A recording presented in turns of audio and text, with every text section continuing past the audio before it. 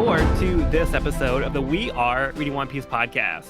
This is a podcast dedicated to following the entire story of One Piece from beginning to end as we focus on each volume. We keep the discussion spoiler-free for new fans of the series, so this is the perfect place to follow along, whether you're new to the series or just want to visit the world of One Piece with us. This week, we will be covering the first part of Volume 75, Repaying the Debt, which covers chapters 743 through 747. My name is Joel. I'll be your host. Join me today, we have Evan. What's up? And we have Cody. The Tata Babasco sauce is crazy good this week. Yeah, I think it might be a little too spicy for my taste, but I also have a little tolerance. So glad it's not me on that receiving end. How about you guys? Would you guys typically like spicy food or? I like mild buffalo spicy. wings, which I feel like tracks. Yeah. Yeah, I'm usually pretty mild. I think I went to a Thai place like 7 years ago. And they said I was getting like, I think it was the pineapple curry, which they said was like the least spicy thing on the menu. My lips were beet red, and I was like, Yeah. I don't want pain. I want flavor. I don't want pain. Yeah. I like the idea of both, but in practicality, I can't. Yeah, sometimes a little kick is nice, but I don't want to like overdo Yeah. it. No. All right, but we do have an exciting episode ahead of us here. So before we do get into the new chapters that we're going to be covering this week, I'm going to give a little recap from the beginning of the volume. The group infiltrates the kingdom of Dressrosa in an attempt to set up Doflamingo, but Law is abducted after falling into a trap. The rest of the crew meets a one-legged toy soldier who informs them of the nation's hidden darkness, and they decide to help the little Tontatas in their fight for freedom. Luffy leaves to rescue Law and Usopp to track down Sugar to free those who have been turned into toys. Despite his best laid plans, Usopp's schemes fail before the might of the officers. But in the most desperate moment, he miraculously succeeds in knocking out Sugar. Yeah. Get her out. Get her out of here. It's a miracle. Miracle. All right, so we don't have a cover story for right now, so we're just going to dive right into the chapter. We have chapter 743, Dressrosa Trembles. Sugar has passed out, and the toys begin turning back into humans all over Dressrosa. Doflamingo is furious, but the victims have emotional reunions as they are reunited with their families as things become turbulent. The Tontatas declare Usopp a hero after all. Luffy notices the toy soldier is suddenly gone. Viola now remembers Kairos and tells Luffy that he was the Riku Royal Army commander and the greatest warrior in the history of the Colosseum. Kairos, eager to save this country and all the people who he cares about, rushes at Doflamingo, slicing his head right off. At the Colosseum, Rebecca is overwhelmed by her emotions as she now remembers the toy soldier was actually her father. Lucy is ready to end this tournament, so he destroys the entire ring. So they did it. They actually somehow turned all the people back to normal from being toys. Yeah. This is pretty remarkable. And like the implications or the consequences of this happening just like flipped on a dime, I feel like there's no way Dofi officially cannot keep a lid on this. Mm-hmm. Like in this moment. Like it is almost immediately out of his control. Yeah. Like he's gonna lose his like warlord ship if word gets out. Well, that was already something that was at stake, and now kind of like this whole conspiracy that was happening is coming to light, and the people who have been victimized by Doflamingo for this are also now able, like they're aware and they're able to speak for themselves, and this has affected people all over the country. So it's gonna have big ramifications for these people who know the truth, and they can actually, like, everybody knows the truth now as to what happened to these people and how they were essentially kidnapped, turned to slaves, and held against their will to do this labor. I do really love the fact that Oda thought through like who are the different kinds of people that Doflamingo would imprison or would put away. Like, yeah, the gorilla is one thing, but like the former soldiers, government agents, like again, Navy, like opposing leaders. It adds to, I guess, how much has been kept from the people and the lengths Dofi has gone to rewrite the narrative that keeps himself in power. And and just how far-reaching and how chaotic the consequences of this are. Because it seems like, oh, cool, you get rid of the toys, Dressrosa's set. Everyone knows what's up, but like, no, there's like now everyone's losing their shit. Everyone remembers all these people. Everyone is like, I haven't seen you in 10 years. There's chaos on the streets, and then again, even more diverse fallout for Doflamingo that he now has to react to. Hmm. I think it's a really neat escalation of the circumstance. Yeah, I think that's a really great point that you mentioned here. Is that this was kind of Doflamingo's answer to anything that was kind of like inconvenient for him. If Mhm. somebody got in his way or he just wanted to like dispose of somebody, he kind of just like he kept like sweeping them under the rug and turning them into toys. But now it's backfiring because he sent so many people to become toys, and like they know the truth now. So like because that was his solution, it's kind of all become undone. So all the people that were in his way are now kind of coming back out of the woodwork, and they're probably not gonna be happy about how they were treated. It was the perfect crime. It was. It was until it wasn't. It was until it wasn't, and now it wasn't. Mhm. It is great to see immediately though Robin turns back because Oh, Robin's one of the what a people that we relief! care about the most. Yeah, And yeah, like the transformation's pretty cool. Like the way he does like the Raggedy End and then like the mid transformation. It's like Animorphs over here. And then Yeah. Robin's back to normal. yeah, Yeah, I can't imagine the crew forgetting about her for more than 2 seconds. I would not want to have to read that section of One Piece, so I'm glad I didn't. Yeah. yes, exactly. Like imagine though, like if Robin like didn't get turned back and they kind of just left without her. Fuck no. Like that would have been insane. Why would you Like do Yeah, this? That's evil.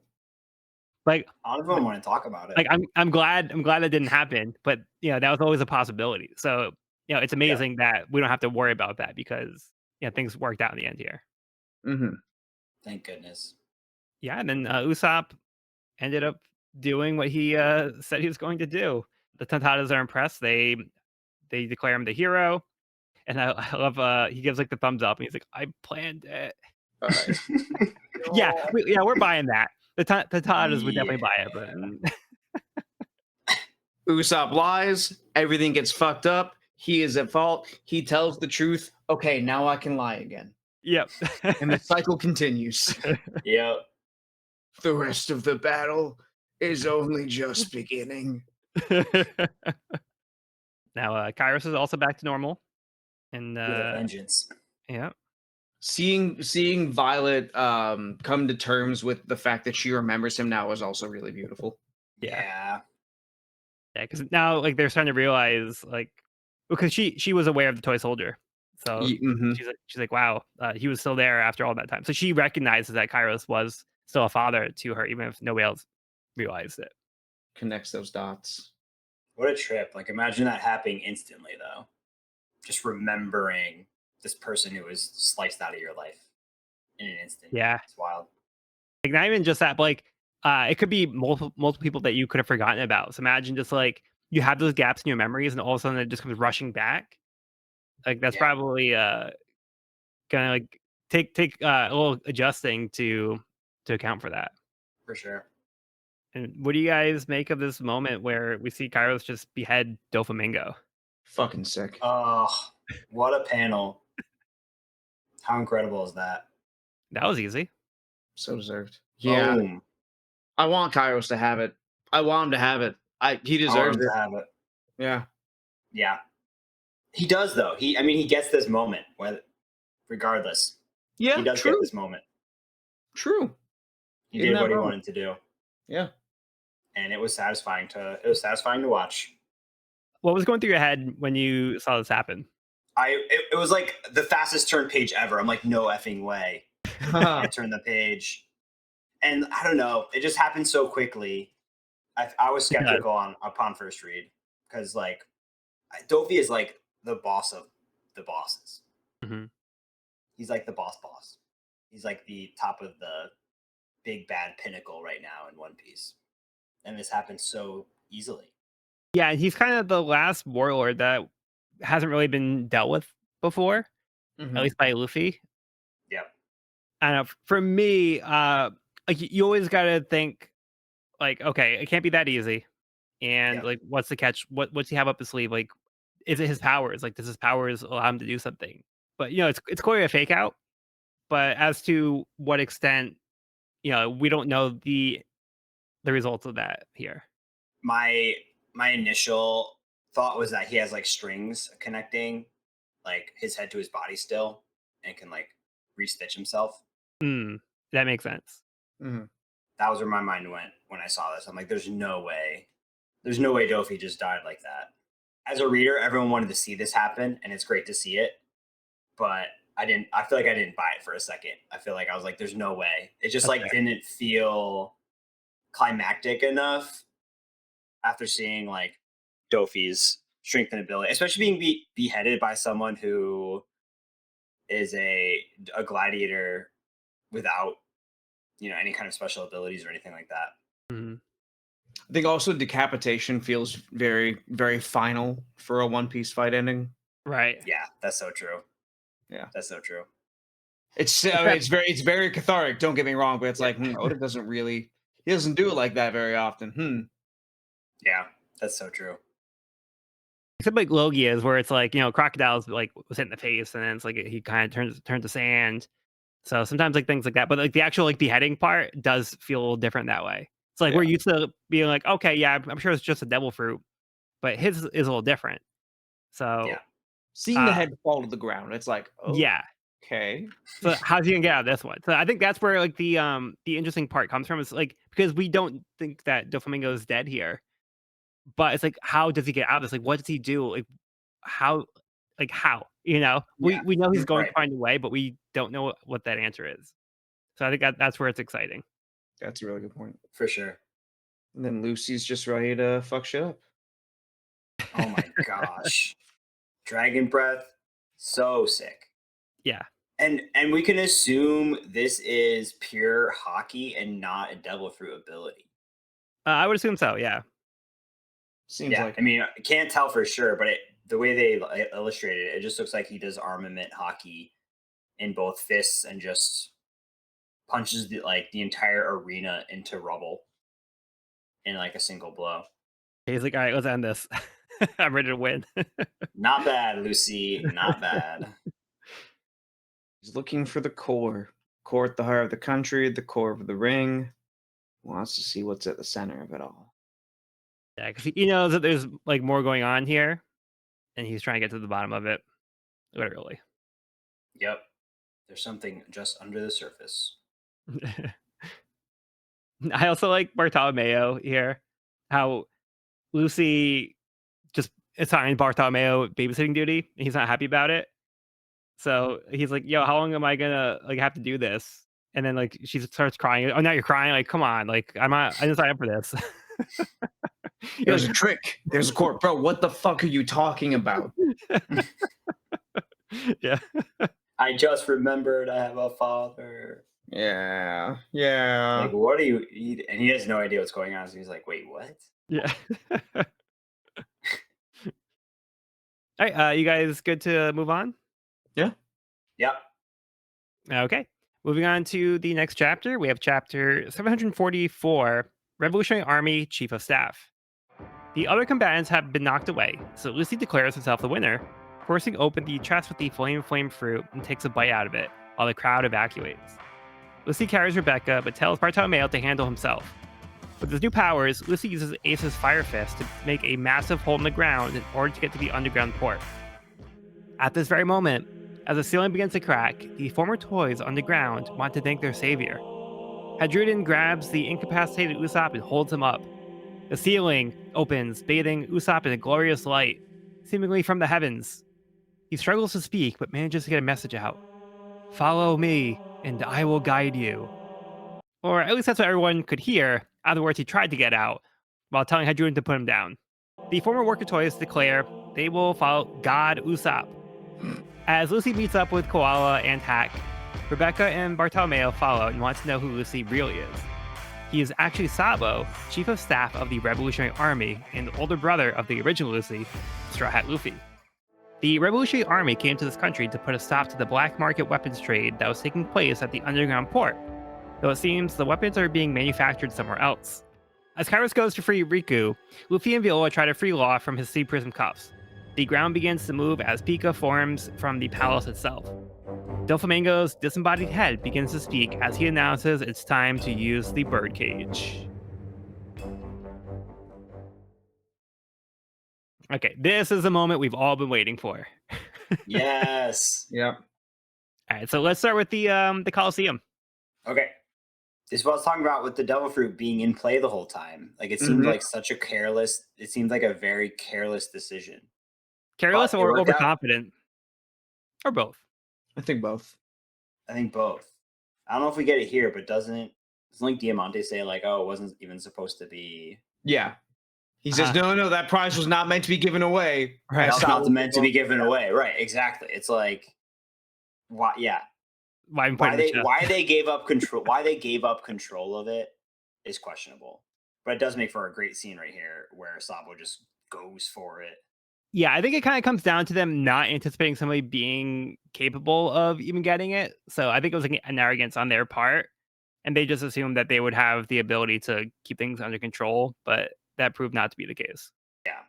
I was shocked to actually see it in there. I thought it was like a ruse maybe by Doflamingo to try to add something to the fight or something. Add a flare. But yeah, I don't know. I'm shocked. Yeah, It it's was the a real very- deal. Yeah. Oh, it's the real deal. I'd say it was like a very tactical move by Sabo to destroy the ring, incapacitate at least Diamante, who we know is a devil fruit user, and probably is like the main obstacle to at least like the competition going through and like making sure that he had like a place to still be in bounds. The fact is like, yeah, I have the fruit, but also I did legitimately win. Yeah. I Wild. really enjoy that. Wild. Yeah. He's like, I won by both win conditions. Yeah. Exactly. I did follow the rules. It's like both very honorable but also very troll at the same time. Yeah. Great. And like he could have done this at pretty much any time. So he was like, yeah, I'm ready to do this. So he just went for it. This is our first bite from a devil fruit that we've actually seen. Because we don't see Luffy actually take a bite of the devil fruit, do we? It doesn't just kind of like happen off the page. We saw I don't Buggy remember. swallow his whole. This is Yeah, like Buggy the swallowed a first hole. time. This is like the first time someone's just like eating a devil fruit. We The only saw other times Kaku and Khalifa eat theirs, but it Oh, wasn't yeah, just like yeah. but it was just like biting it off the fruit. Like Khalifa was cutting hers up and shit like That's that. right. That's right. Yeah. We did see it. You're I right. don't remember how Kaku ate his though. Yeah, I don't remember. All right, thanks, Lottie. What we got? Anyways, still a cool thing to see. Someone in like, and we've seen Sabo clearly knows how to fight, and now he's got the firepower to like back that up. So he's like already immensely powerful immediately, even though it seems like he's still trying to figure this thing out. There's a learning curve, I would imagine. Do you feel like this is probably like the best case scenario for how this could have played out? Yes, I agree. If Luffy had won it, that would have been great as well. But there's something even more fitting having Sabo show up here for this kind of reason and to be the one to win. Like it would be nice if anybody else would have won too, but really it feels very fitting for Sabo to be the one to be here and for him to get Ace's fruit. And this is, to me, it's just very rewarding and pays off having the return of Sabo. Yeah, it's so fitting, and I think it's a great study of character on Luffy as well too, because I feel like Luffy had motivation to get it, but he didn't have. I don't think he had a plan for what to do with the fruit once he got it. I think that was we'll deal with that when we get there problem, or not problem, but like we'll find a solution later. Like he just wanted the devil fruit because he wanted to protect his brother's honor, and he didn't want his brother's ability to fall into the wrong hands. Yeah. And be used in ill will. So I love that. I think Luffy also would also say this is the perfect result. You know? And I love that. Yeah, there's like nobody better that this could have gone to. Right. And then we get the amazing Sabo intro. And I love him immediately. I immediately love Sabo. Just the way he's talking about Luffy here. Just everything. Just like immediately huge fan. Yeah. So you see his actual design now that he's older, because we haven't actually seen him like without Yeah. his like Lucy costume, his Yep. disguise.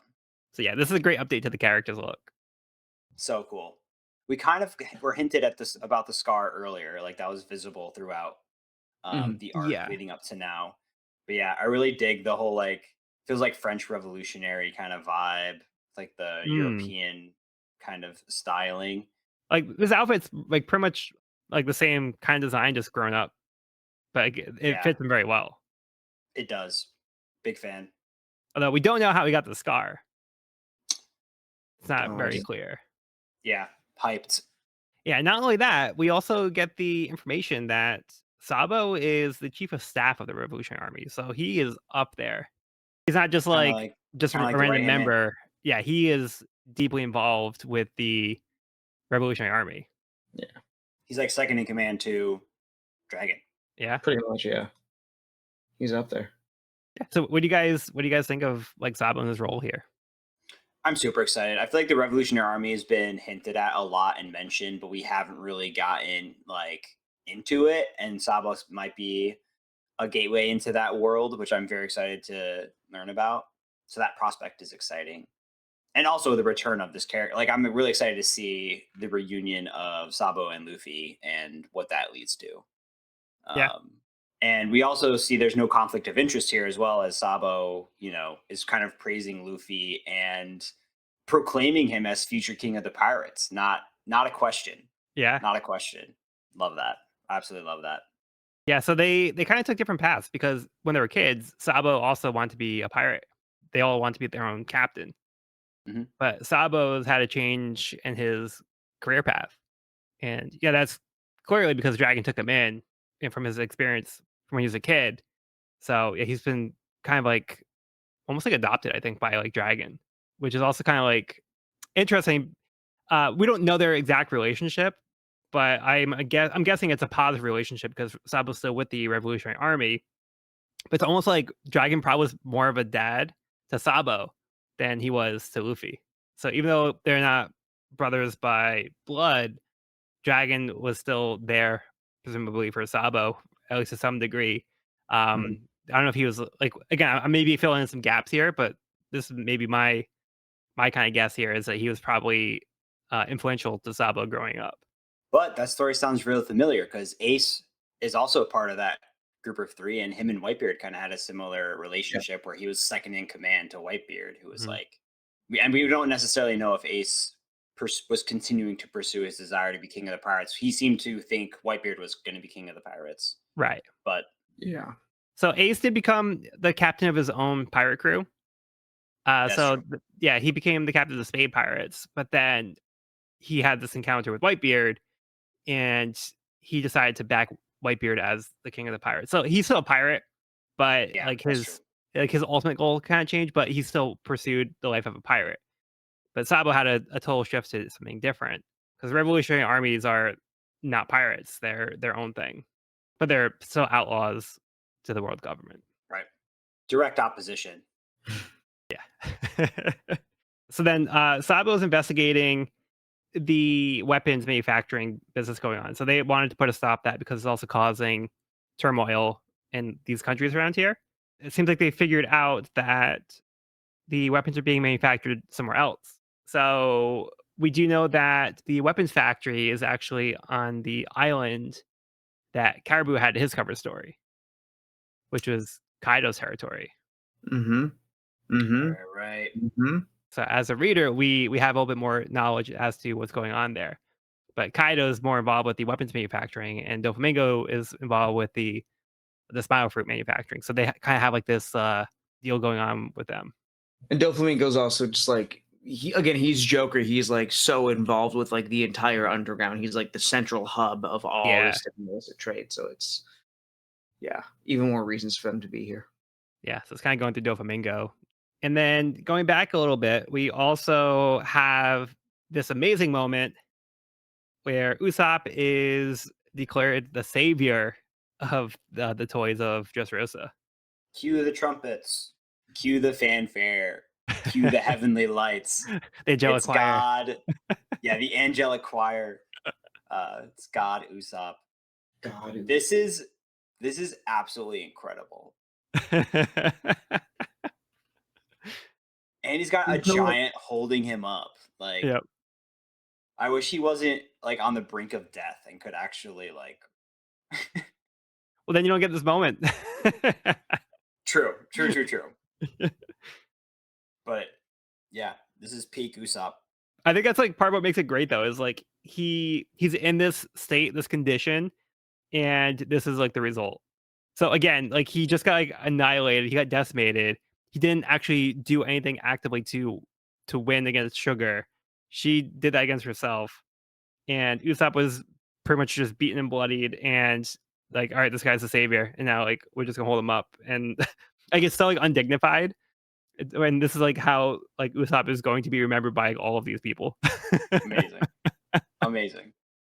It's at the point where he's not even telling the lie. He just is the lie. Well, I guess he does He's lie with the manifested. follow me and I will guide you, but like even then that's just the lie happening to him. But yeah, like he does have the whole follow me and I will guide you thing, but like even then that's just like the lie is just happening to him. He's not even trying anymore. Yeah. It's kind of like taking on like a life of its own. Yes. The editor must have had fun with that.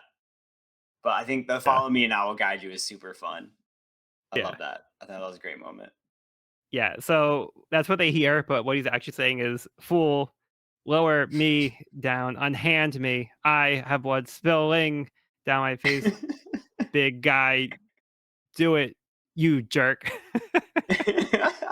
Well, me and Amazing. I oh, guy do you fucking Perfect. Yeah, it's so Love that. ridiculous, but like in like the perfect way. This is one of my favorite It's- Usopp moments. It's like what we were talking about, I think, last pod, where it was like Usopp says these lies, but they somehow come true, like even against his own knowledge and willing. Yep. It's so good. And it ends with him reaching his goal, like reaching his dream of being a brave warrior. Here he is the hero right now, Yeah. at least in the eyes of all of these people.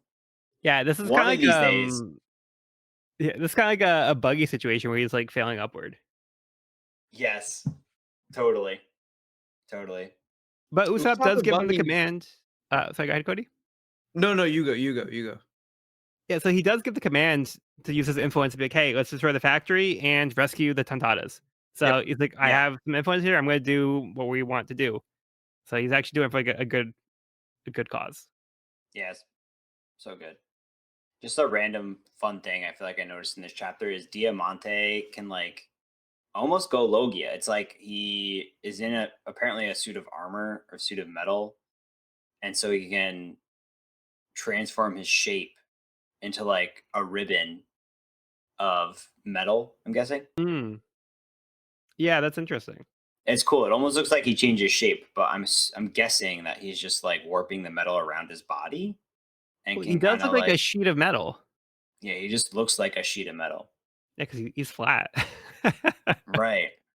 How does that work? So maybe he does just transform his body. He might be. Yeah, like is he wearing metal armor or she like and then is he able to transform the shape with his body in within it? I mean, this is a legit question. Was it ever said that he can't affect organic matter with his fruit? Like and make it like have the quality of something that flaps? Or can he just do that?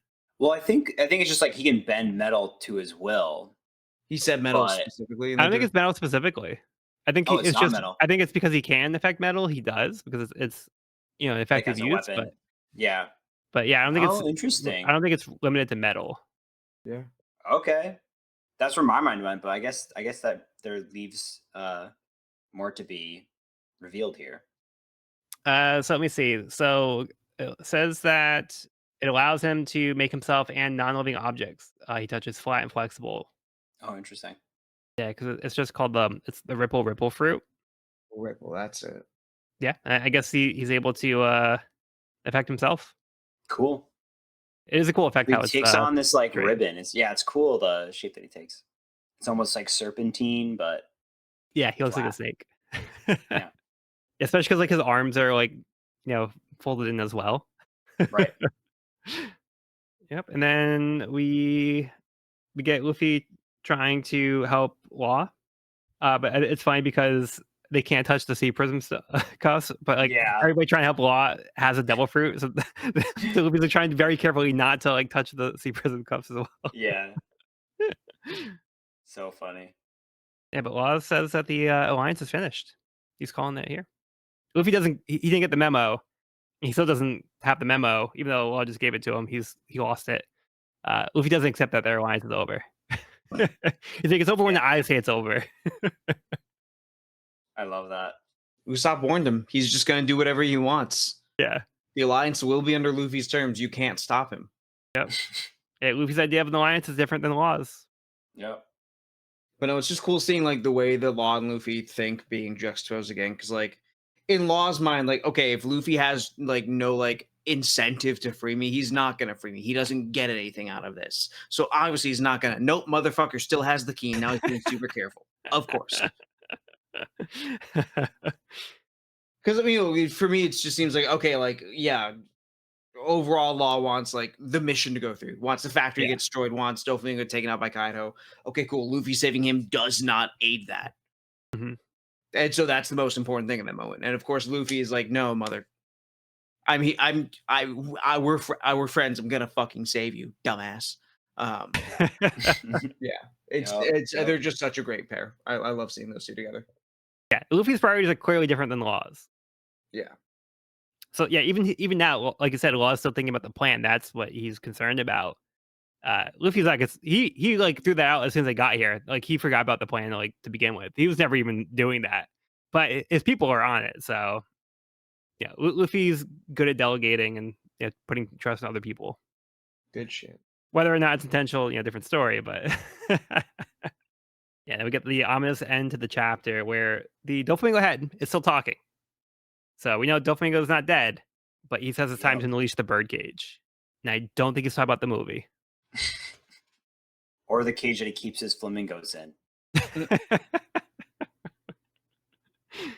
Measuring. Not the flamingos. All right, we good to move on? Yeah.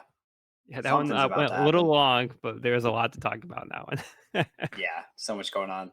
Okay, next up we have chapter 745, The Birdcage. Kairos is shocked that Doflamingo is not dead. Another body of Doflamingo appears behind him. Before he can get sliced apart, Luffy rushes and knocks Kairos to the ground as Doflamingo slices the building apart. The two Doflamingo bodies team up and take on Luffy, with the real body using Armament Haki with his attacks. Viola ascertains that the second body must be a marionette made of strings, though she's never seen him do this before. Doflamingo makes an ominous threat to Riku, saying that the night he forced him to massacre his own people is going to be nothing compared to what he's about to unleash on his country. Pica expels Luffy, Law, Kairos, Viola, and Riku out of the palace to the ground below. A mass of strings launch out of the body of the Doflamingo marionette and into the air. Then it falls down to create an enormous dome that surrounds the entire country. The people have no way to get through the strings, and people start to become controlled by the strings. Pica then begins shifting the ground, raising Flower Hill to a large tower comprised of 4 tiers, the palace at the very top. The Smile Factory has also been raised to be above ground. Doflamingo makes a public announcement to the entire country. He tells them that since there are people who want to kill him, he decided to turn it into a game. He will remain in the palace, and if he is killed, it's game over. However, the other way for the game to end is if the people of Dressrosa work together to deliver to him all of the people on his bounty list. And they will be rewarded. It's kill or be killed.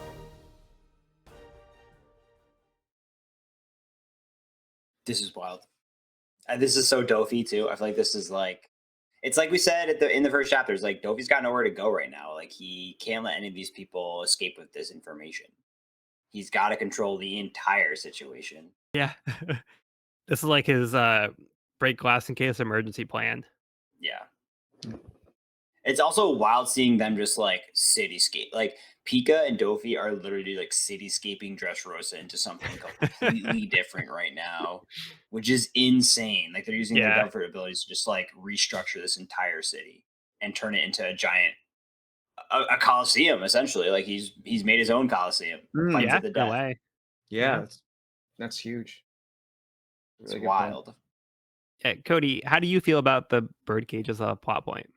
Um, I like it. I mean, I think it feeds into Doflamingo's need for control, need to silence people, need to threaten them. I think it's just more taking away people's autonomy. They can't leave, which I think is something that I think makes a lot of sense from this point because of course, like, if someone leaves, if the information gets out, he's completely fucked. So it seems like in his position, a smart way to go about it.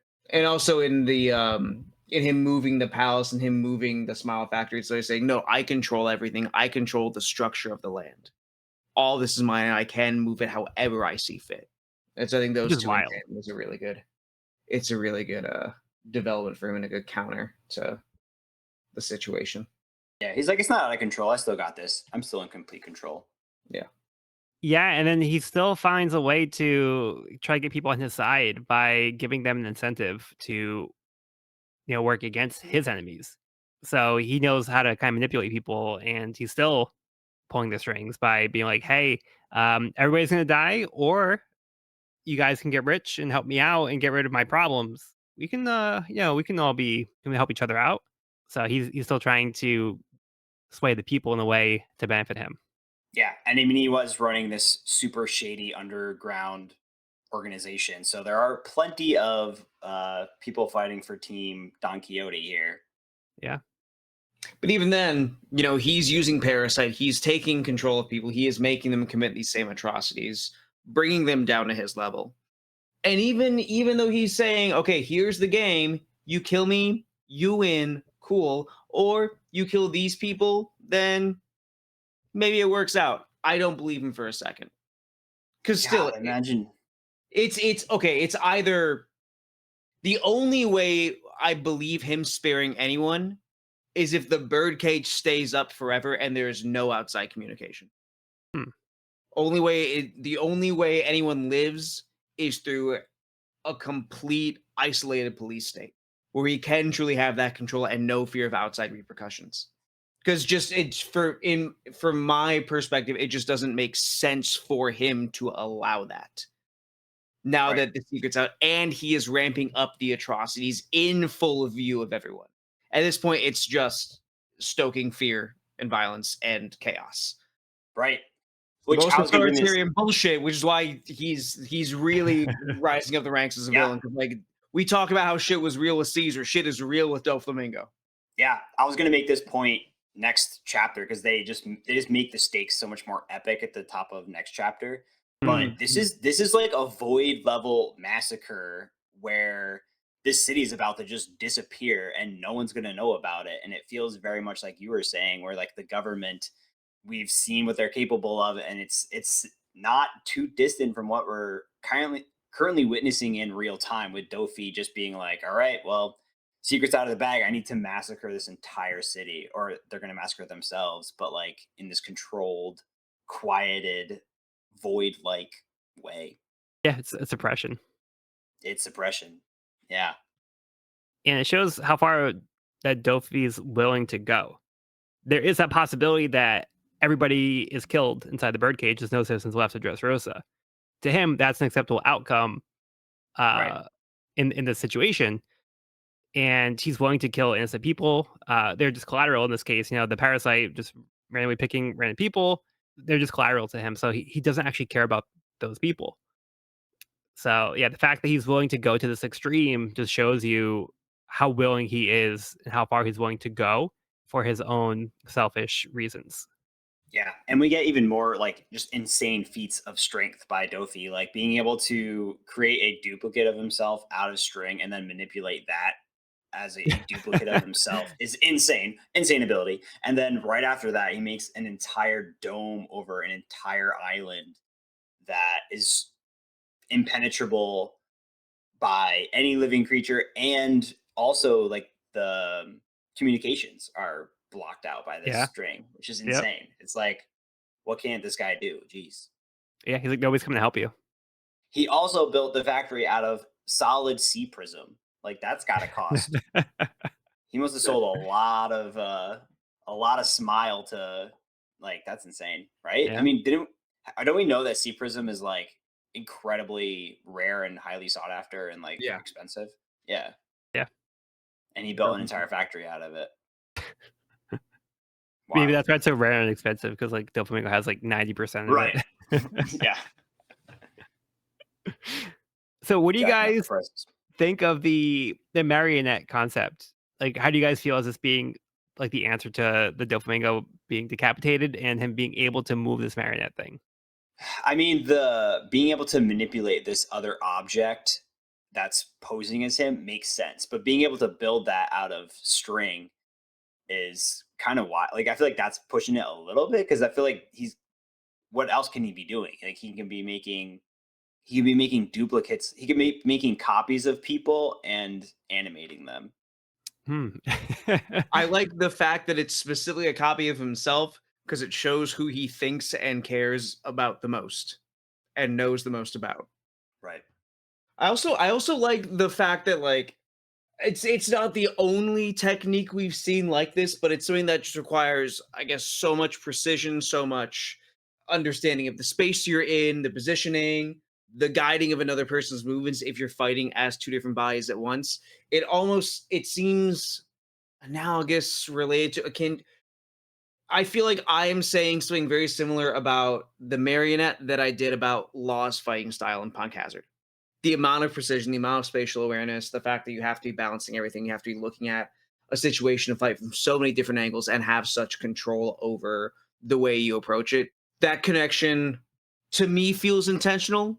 I may also be placing more importance on it than there is because again, this isn't the only one. Like I know Robin's been able to like basically make a clone of herself as we saw in Fishman Island. Hmm. Um, but just like the way it's used in this fight feels very I don't know, I feel like there's something there. Yeah, I feel like the examples that you use though, they feel to be more natural developments of those fruits. So when it comes Mhm. to the marionette, Oh, yeah. Yeah, um, it seems out of yeah. so is the actual marionette made out of strings or is it just filled with strings and something else that was built to be manipulated? Mm. It seems I feel like it's made out of string. Yeah, that's I feel like also that's how I kind of read it. implied, but like I wonder if that's not exactly the case. Like I wonder if it's like something he built and he just controls it using the strings. But then either way, it's like how did he make something so detailed and realistic that it's convincing everybody that it was actually him? Like I'm almost like imagining it's almost like the Kinemon thing where it's like clearly not Doflamingo, but everybody's just like so convinced by it, like they're not looking like beyond the surface, but it's just like a wooden like dummy, and it's like you can see like the mouth like flaps and stuff like that. I think in the story, like it's like meant to be a realistic duplication of Doflamingo, Yeah. but that's where it's like hard for me to like wrap my head around like how is he getting away with that? And also to that point, like when he marionettes someone else, like he can't control what they're saying or what they're thinking. But with this doll, he's able to have it speak Yeah, that's another as point. him. Yeah, I guess like the workings of it of the how do you go from string to a clone? It requires some suspension of disbelief, but also how does string stop snail phones from working also requires a little bit of like how do we get Sure. here? I think it's something that I'm just rolling with when it comes to Dofi's fruit. Yeah. Yeah, Yeah. But I mean, I definitely see like this the like where I see where the skepticism can come in. For me, I guess for me it's not a deal breaker, but I see logically. Yeah. I mean, don't get me wrong. I think it looks awesome, like the way he's fighting with his marionette and like without the head too, and but still like kind of mirroring his movements. And like I love the concept of him being able to manipulate something like that, but it's just the fact he's able to make it this convincing. Whether or not it's made out of strings directly or if it's just being moved by strings, it's still something that's like hard for me to accept that he was able to make something that convincing. Yeah. Yeah. But we can see the difference is the real body is able to use hockey.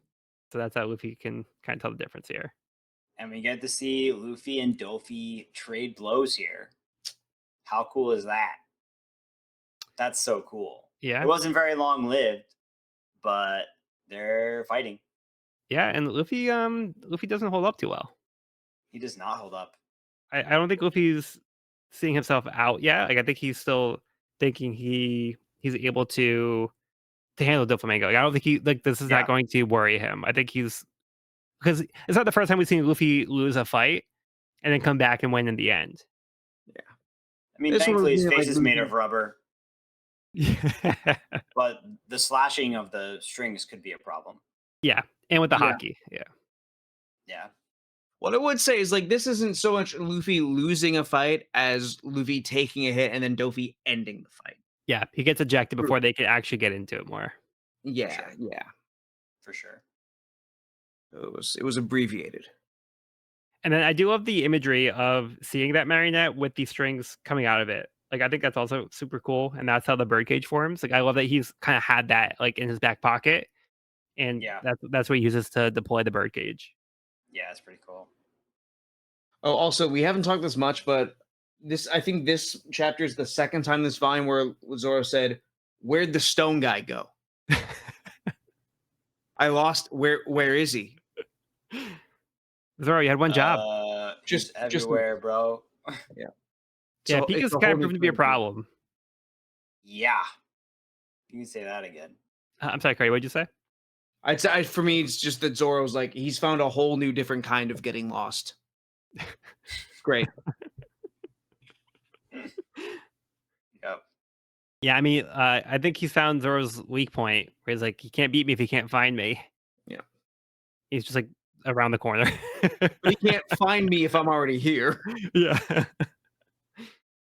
All right. Anything else for this one? Luffy pushing Kairos down to dodge Doflamingo is such a great panel. Yes. Yeah, agreed. Yes, it is. I think Just it's one of my beautifully favorite drawn. Dressrosa panels so far, honestly. Yeah. And just seeing like the building get slashed Yeah. like above too. Incredible. So like, yeah, that would been bad if it hit. Yeah. Big time. Could have taken another leg. Yeah. Or worse. So you took my head, I'll take yours. All right, let's get on to the next chapter. We have chapter 746, Stars. Not to be confused with Nemesis from Resident Evil 3. Stars. Okay. Chapter 746, Stars. Doflamingo makes it clear that there will be no outside help for this country, so people will continue to die within the birdcage until the game is over. Underground, the former workers now have a way to get back to the surface, but the path left when the factory was moved above the ground. Sabo's group ends up running into Robin, Usopp, and the Tantadas, and Kinemon as well.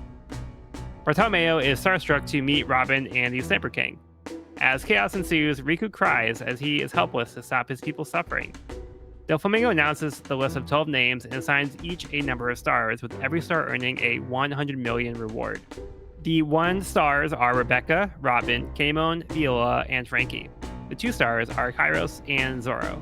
The 3 stars are Riku, Law, Luffy, and Sabo.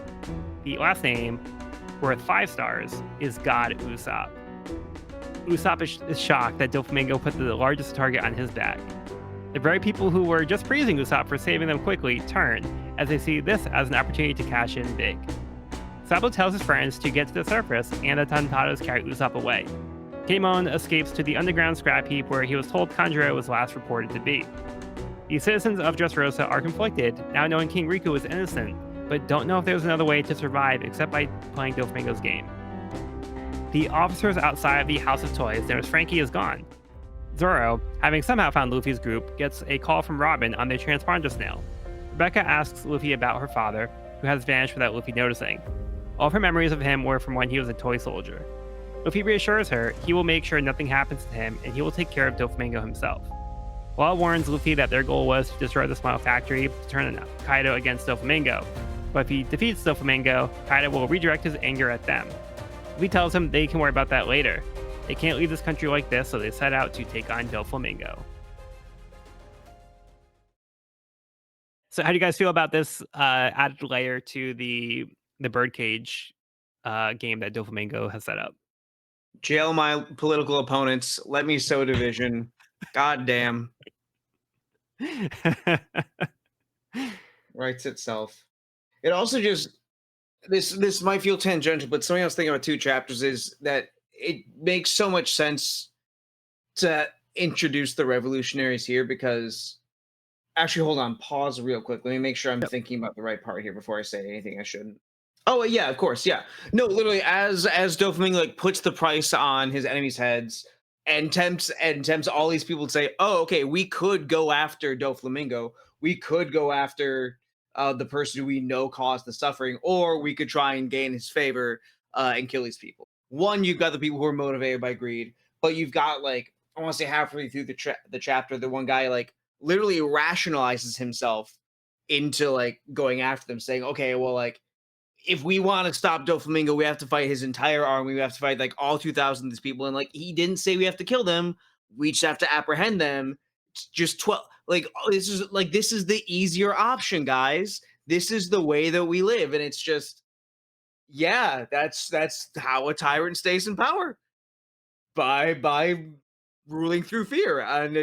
it's just really really well done. Um, but it also is like these people they don't have a plan, they don't have the means, they don't have the coordination to actually unseat someone like this. I mean, yeah, like the Straw Hats have Luffy, but they don't really have that sort of approach either. So for me, I'm just like really cool that we're getting more insight into the revolutionaries in a land that could really fucking use them. Yeah, that's a great point. Yeah, Yeah. It's just you're right. something And the that Straw I've Hats been doing. couldn't do it, especially without law. Right, right, With right. law, maybe. Maybe. Yeah. But no, I think it's just Oda cooking once again with this setting and with and just with the situation. Really, really well done. Yeah, so those details really do add to the layers and kind of really showcasing the kind of conditions that these people are in and the impossible situation that they've been forced into. They don't really have any good options, and Doflamingo knows that, and he's backing them into corners and trying to get people to do what he wants by giving them the feeling that they don't have a choice. So yeah, I like that you mentioned that that one character was trying to rationalize his thinking to make himself feel better for making the decisions that he feels forced to make. Yeah, so I think that that's it. Really does show Doflamingo's scheming nature and how he plays with people and forces them to do his bidding. And at a certain point, like it is just sadism. Yeah, Because at the end of the day, he can just kill everyone. right. Yeah, like I'm sure that like there's a part of him that also like has like the need for power, the control complex, where he needs to have something to control. But at this point, like things aren't really looking good for the stability of his rule in general. So it makes you wonder at what point are you just doing this because you like seeing people squirm? Yeah, and Doflamingo himself said, he's like, "Hey, I could have done this at any time. I chose not to, but you guys forced my hand, so now this is where we're at. This is on you guys." Yep. Yep. Wasn't me. It's not my fault. Yeah. You all fucked up. No. I don't want to do this, but here we are.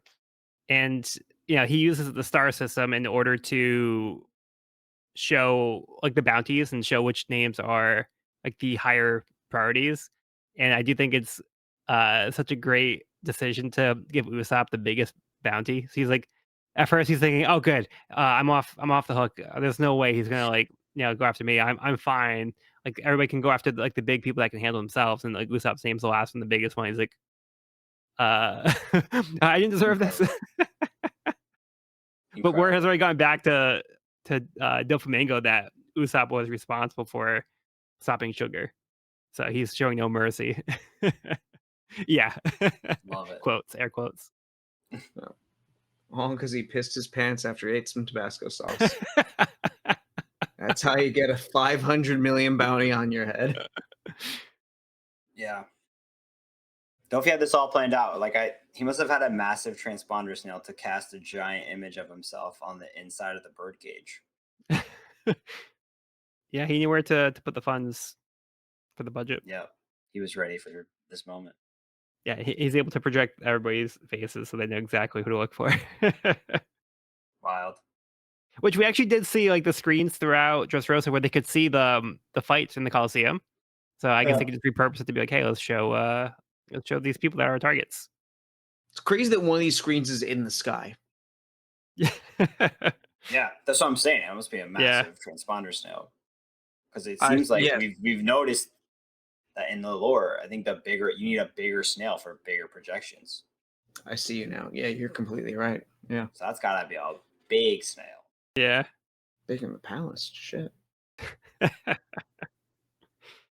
Yeah, I think it's also like fitting that Doflamingo put himself like at the top of this massive like tower. Like he just kind of put himself above everybody else. That's also Yeah. kind of symbolic in that way too. Uh-huh. 100%. He's looking down on everybody. I'm also glad like we're getting like a little bit of Kinemon side quest. Yeah. Every now and then, like we'll talk about Conjure. I'm like, oh yeah, that's a thing that's going on too. Crazy. Yeah. it we're just really throwing is that in there.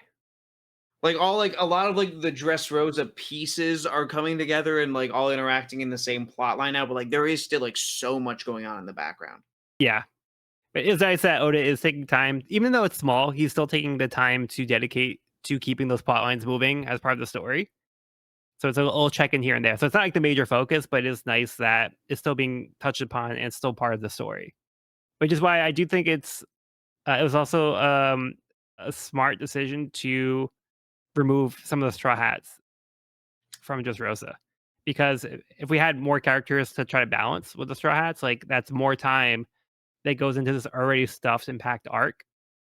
So now he doesn't have to worry about writing himself into a corner or like what's this character doing during this time. So he can kind of just like remove them from the field for now and then just focus on more characters in the Dressrosa part. Yeah. Yeah.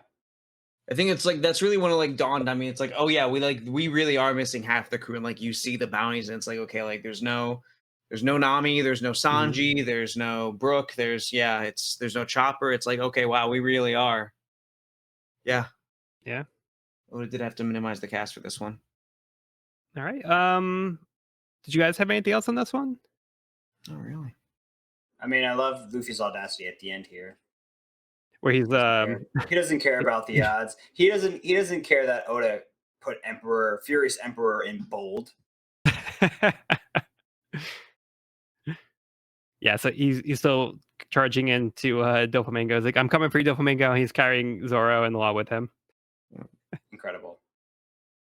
Again, love Law just getting wrapped up in the antics. Yeah. He has no control over the situation, and I love that. Yeah. It's like, wait, can you at least take the cuffs off first? No time. Which way are we going? The direct way? What the fuck? And then Luffy says, "Oh, they'll fall off Always the eventually." case. And Law's like, "No, they won't. That's not how that works." I also love those three panels where we get Zoro and Law at a 90-degree. Yeah. So good. It really is like the smartest character on the island with the two dumbest. Yeah. Fun combo. Yeah. I did also like this moment where Rebecca was talking to Luffy over the transponder snail, Mm. and she asks, "What's her dad like?" Because Yeah. she's never actually seen him when she was old enough. Like when she was a baby, she doesn't remember him, but when she was old enough to know him, like she pretty much like only knows him as the toy soldier. So Right. she's like she doesn't really know like what he looks like. How is he? And then Luffy's like, Yeah. "What do you mean? That's your dad. Like, you should know." But like Luffy kind of doesn't really understand the full context of their relationship. Yeah. It's wild. Okay, let's move on to the next chapter. We have chapter 747, Supreme Officer Pica. The Navy is overwhelmed by the number of people running out from the underground port. Koala investigates the wares and discovers that different kingdoms have been operating under the guise of pirate crews to partake in Doflamingo's business. As Maynard tries to convince Isho to go after Doflamingo, he tells Maynard that his priority is helping the citizens. Doflamingo's officers have gathered for a meeting. Trembles asks Doflamingo if they should be concerned about protecting the Smile Factory from Law's group, but he reassures him that Law won't be able to do anything as he destroys the keys to the Sea Prism cuffs. Trembles and Diamante apologize for failing in their respective tasks, but Doflamingo tells him it's in the past and they need to focus on the now. They ask what they should do about Fujitora. He tells them that he made an arrangement with him, so they are fine for now, but he'll take care of him when he's done using him. Pica, with a high-pitched voice, offers to take care of all of the pirates in the Navy himself. But Doflamingo says it's about more than that. He's making the people decide who should rule, the Don Quixotes or the Rikus. Some of the Don Quixote workers are caught off guard by Pica's high-pitched voice and begin to laugh. Doflamingo and his officers angrily glare at the men who dare laugh at Pica. Baby 5 makes an example of them and blasts them. Doflamingo says he lost his mother when he was 8 and killed his own father when he was 10. His selected officers are the only family he has, and he will not tolerate anybody laughing at their expense. Frankie had some reserve cola handy and gathered the strength to make his way for the Smile Factory that's now above ground.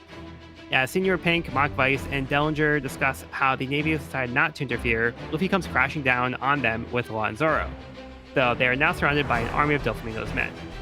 As they try to run away, they are confronted by Fujitora.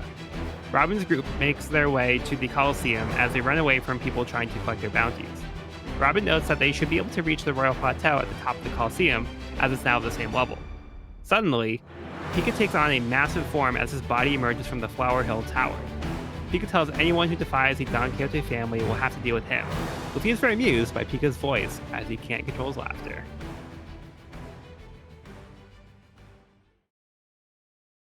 All right, where to start on this one?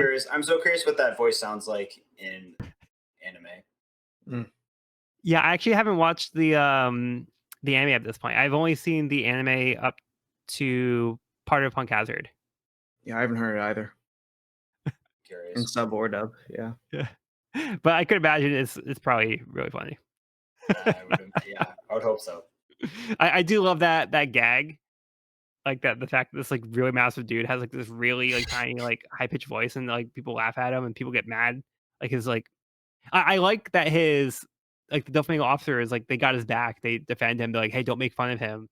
I love that they have that camaraderie and that they're that close to each other. But it's just like a very funny gag in general. Yeah, and what do you guys think of Fujitora in this situation? This is so interesting to me. I feel like I'm still trying to figure this out. Like, I think as readers we've grown to like and respect Isho, and so I think it's hard to try to rationalize him not going after Doflamingo and going after the Straw Hats instead. But I think Isho is aware of like the government's past, it seems, and I think he's also maybe seeing history repeating itself, kind of like we said earlier. And I think he knows the stakes that like someone needs to survive this so that this can be dealt with and not swept under the rug. And so I think like he must have some sort of plan with maybe using the straws as like a bargaining chip or something to get the word out so that justice can be served. Yeah, so this is something that I went back to double check because I felt this was a little out of character from what we've seen from Isho so far.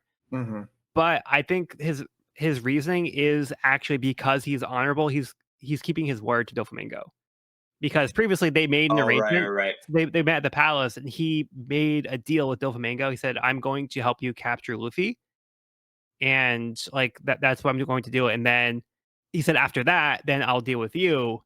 So they kind of left it at this like we'll be allies for now, but both Doflamingo and Fujitora are planning to turn on each other once they handle their agreement. So I think Isho kind of backed himself into a corner where I feel like he might make a different decision now if he was put in that situation, but he's already made that agreement. I don't think he wants to go back on his word. So for me, I think that's the reason why he's making this decision. So when Maynard's saying, "Hey, we have to go after Doflamingo," he's like, "Yeah, but I mean the people are his priority," and he's consistent in that though, where he did say, you know, he's concerned about the people. Even like previously, he's mentioned this in the arc that he wants to help the people. So even though Doflamingo's like the main problem right now causing this, he thinks that he could still do good and help the people while keeping his word to Doflamingo about not going after him until Luffy's been dealt with. Yeah, I think the point about agreeing with Doflamingo is, I think that's a good part of it, and that's something I didn't think about as much. I think going into like my thought was that was just as simple as like what you said in like the recap, helping people. Like it's like the thing he can do. Like again, like we briefly saw last chapter, like he was using his gravity whatever powers to like stop people, to like force people to the ground so they didn't kill each other. And like I think like the exchange he has with Maynard's like pretty telling because like Maynard says Doflamingo can't be a warlord. Now's the time to arrest him. And Isha says, and it's happened time and time again. Like it's the fact that these warlords do keep on abusing their power, like we saw with Crocodile, and like you know, like Moria wasn't like enslaving a nation, but like we've seen, like you know, we've just seen that like there are people who are like going too far with the amount of clemency that the government's given him. And so it seems like in this moment, like, yeah, they could arrest Doflamingo, but is that really gonna like stop the damage that's been done? Is that gonna like is it truly gonna help the situation? Yeah, maybe some of the marionettes get taken down, but like still there's probably gonna be a lot of lives lost. One in the fight against Doflamingo, and two just due to the marionettes in the time that it takes to take him down. So in this moment, like the more direct thing they can do to help the people is just stay on the ground and literally like stop whatever quell whatever violence they can. Yeah.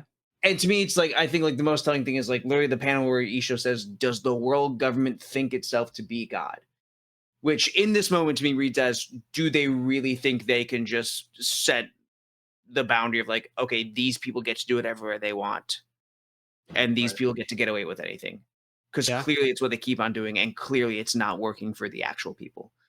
To me, and to me, like that's what really because again, it does read weird at first because it's like, why would you not be putting the bad guy away? But Yeah.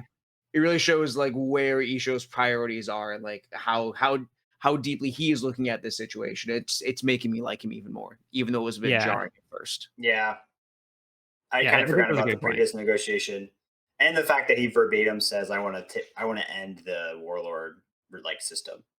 Yeah, Yeah, so he's clearly recognizing that it's being abused, it's an abuse system, and he clearly has frustrations with this system. And it's interesting to see him be vocally critical about the world government. He is new to the Navy, but I think it's quickly showing him just how bad things really are. And like I think he wants to change things from the inside, but I think it's kind of proving to be more than he probably initially thought it was going to be. true. Yeah. Pretty sick. Yeah, and then we have this meeting with Doflamingo and the officers. So they're kind of planning like what they're going to do. And I like that Doflamingo doesn't take out his anger on his trusted officers. So we had this conversation before where we weren't sure if Doflamingo was genuine when like Monet was giving like her final moments and things like that. So I do think Doflamingo cares about the like very few people that are close to him, and I think that's pretty much where his care uh ends. But like this is like his chosen family, and he says like he was willing to kill his own dad. His mom passed away for some other reason, but he killed his own dad. So he clearly can choose like, oh, like it's not about like, oh, you're my parent, I love you, or like I have a special bond with you because you're my parent. It's like, no, this is my chosen family. These are the people I care about. I'm surrounding myself with these people. These are the people I care about. And I do think Doflamingo is genuine in his care about his, quote unquote family, the Don Quixote family, these officers that he includes with them. But I don't know if you guys have any thoughts on that. I still have my skepticism, if I'm being completely honest with you. Yeah. Yeah, yeah. Because literally in this same conversation, I know he doesn't consider Fujitora family, but they were talking about, okay, well, once we're done using Fujitora, he's got to disappear. Right in this moment, Doflamingo is in a precarious situation where he has just lost all his constituents. And he's literally he has to resort to chaos. He has to resort to his contingency plan to keep whatever he has left going. And right now, these are people that he needs to have on his side. And so they're people he cannot alienate. So at that point, it's not worth the risk or worth the fallout of. To me, it seems like he's in like a management position, right?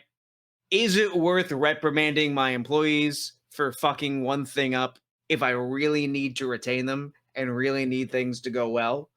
I can easily see Doflamingo having the word family, and family as in this group of people who are around me that we work together for a mutual goal and live together and share what we have, but in the way that like a corporation throws a pizza party and says, "We're a family."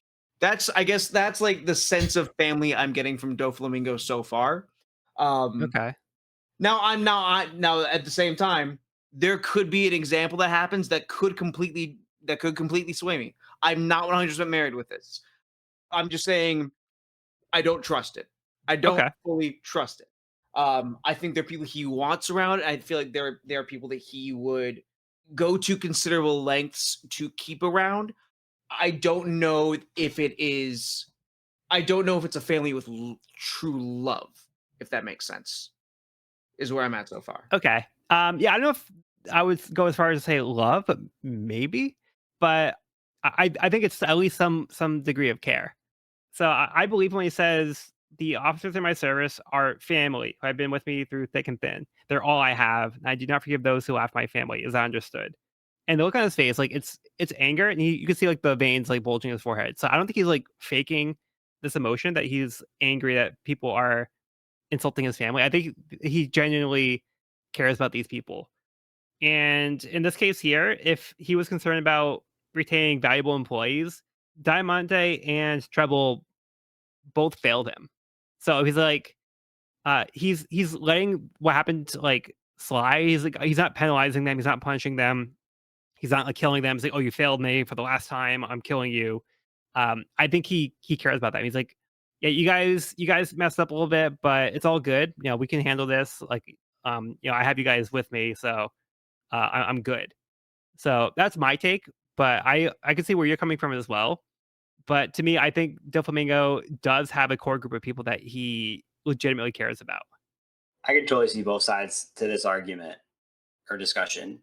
And I think the only proof we have is from Monet. Like Monet was the one character we had where he didn't have to treat her with tenderness at the end, but he did. Yeah, yeah. Like he didn't have to keep And up then with in this that. scene, and then in this scene, we kind of get a little peek into his background, which we haven't gotten up to this point, Yeah. where he mentions his mother dying at a young age and having to kill his own father. So like I think maybe this sense of family or found family or making a family and being loyal to them could be viable. But again, like Cody's argument also makes perfect sense and it Mm, fits perfectly into his manipulative two-faced kind of character. right. Yeah. I think for me, like, I think Joel, you do make a good point with the I don't forgive those who laugh at my family panel. I think it's also like there there's two things that come to mind for me there. It's one, the fact that this definition is about like, oh, they've been with me through these in a sense that they're people who I need. But even then, I think there's a difference between what someone says to others or to themselves and what they actually feel. Hmm. Right. What that difference is and how much difference there is, I don't think it's as set in stone. I think there is plenty that's still unclear, but that's what I like about Dofi as a villain. Yeah. That's what I and that the fact that like we can have this conversation is nice. And like again, like it might not be like on one end or the other of this argument. There may be like there is still so much to mine with him. It could be like somewhere in the middle. You know, it could be a little this, a little that. Yeah. Who knows? Yeah, and like I think your take is totally valid. I just have a Yeah. different interpretation, but Yeah. yeah, I think they're equally valid. Yeah. Which is And great. yeah, Which is so, Which is great. Which is great. That makes such a good villain. Like that is such like, yeah. I guess we'll find out. yeah. Yeah. I mean, there could be more down the road. We don't have the full picture yet, but we'll see. We got a name drop. We got big shots. Oh, the country. Yeah. I don't think we've heard that name Mm. before. Yeah, because like Koala's doing a little investigation, and she's at the port. She's going through the pirate ships, and she finds the shipping containers, and they have like this skull and crossbones like sticker thing over the actual logos, and she's like, "Oh, I actually recognize this symbol as the symbol from the Kingdom of Big Shots." So it looks like, yeah, these countries are trying to be like hush hush, like, "Oh, we're actually doing this black market business, but we don't want people to know that we're involved, so we're making it look like we're pirates." Or at least I don't know if like the Doflamingo part of it is like hiding it, or whatever. But like in either case, like the arrangement is to make it so it's not obvious that these countries are directly involved with this trading. They want a piece of the action too. Revolution's getting some answers. But it is funny though, like saying like the name is from the kingdom of big shots. It's like, oh, look at all Yeah. these big shots over here, the whole kingdom of them.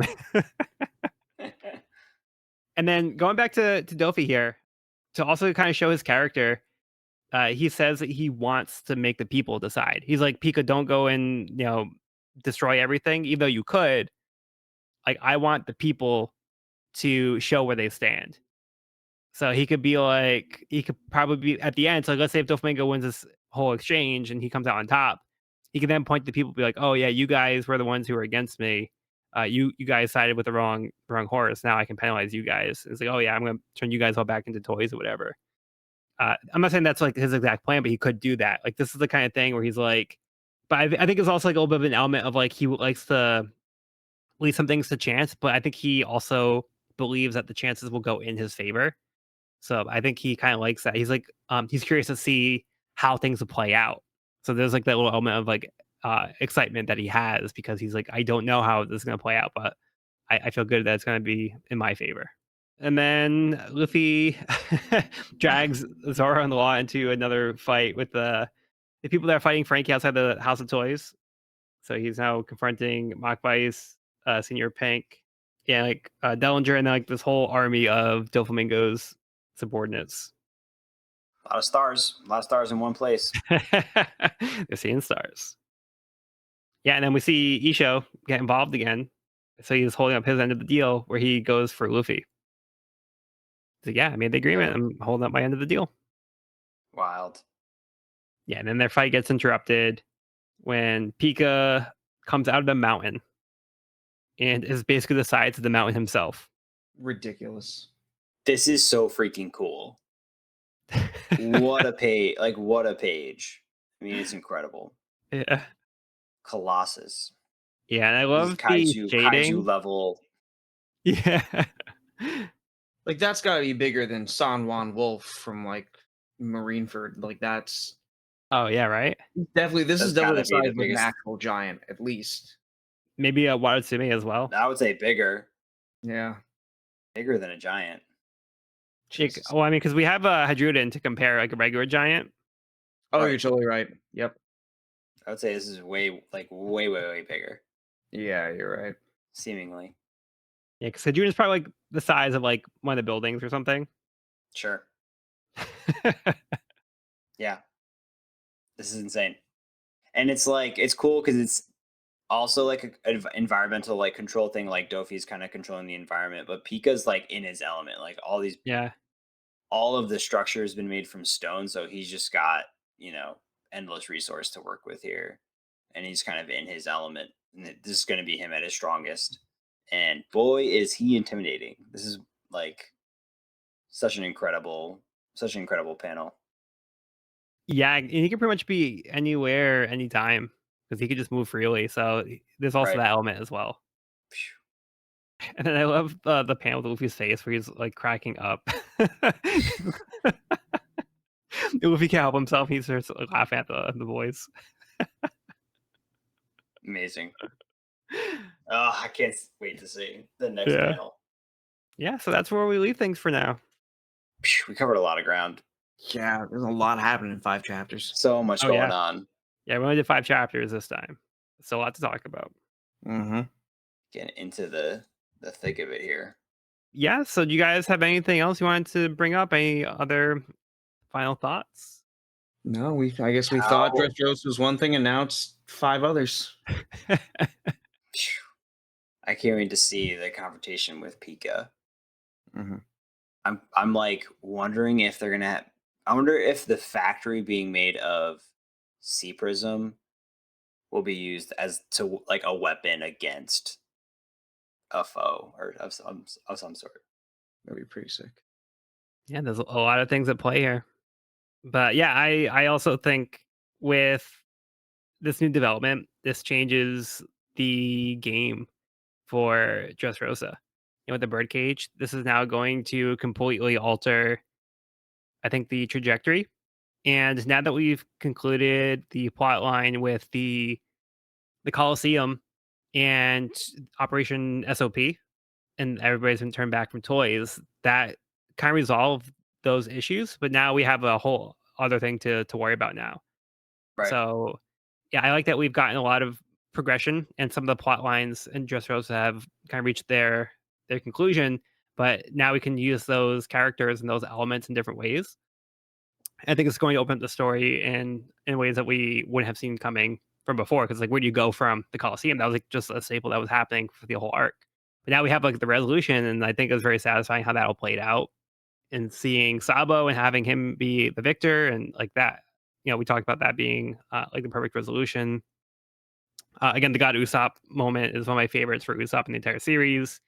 So That's good. such a great development, and and that's also the gift that keeps on giving. Now he's got a 5-star bounty on his head, so we have to see how that plays out. Yeah. Yeah, it's so true. It's interesting because it happened the event kind of happened in between this pod and the last pod, and it's just like it really did. Like the stakes changed, the scale changed, the objectives changed, like everything changed Dressrosa's changed. in an instant. Yeah, completely changed. Yeah, All can't wait. right. And Sabo's got the flame. Yep. I And we have can't wait to see official that. confirmation it was Sabo. So no more Yes, thank highly God. implied Sabo. It's official Sabo. Yeah. All right, but that's going to conclude this week's episode of the We Are Reading One Piece podcast. You can find this episode wherever podcasts are found at We Reading One Piece podcast.buzzsprout.com or on the YouTube channel at We Reading One Piece. This is a spoiler-free channel up to where we have recorded the podcast, so if you're new to the series, you can visit the channel there. You can also find me and this podcast on my YouTube channel at Pirate King Codex for more One Piece content. If you have any questions, comments, or feedback, you can reach us at werereadingonepiece@gmail.com. We'd love to hear from listeners, so if you're enjoying the show or if you have any suggestions on how we can make it better, let us know. Next episode, we'll be finishing Volume 75, Repaying the Debt. I've been Joel, and I've been joined by Evan Thanks for listening. and Cody. Anyone who defies the podcast must deal with me. Canon. That's how I'm gonna read the rest of this this arc. Fire. Yeah. Good. Yep, Good. there we go. Now we have a reference for Pica voice. There Yep. we go. Yeah, welcome. All right. Well, be sure to bring along all your hopes and dreams, and we'll see you on the next episode.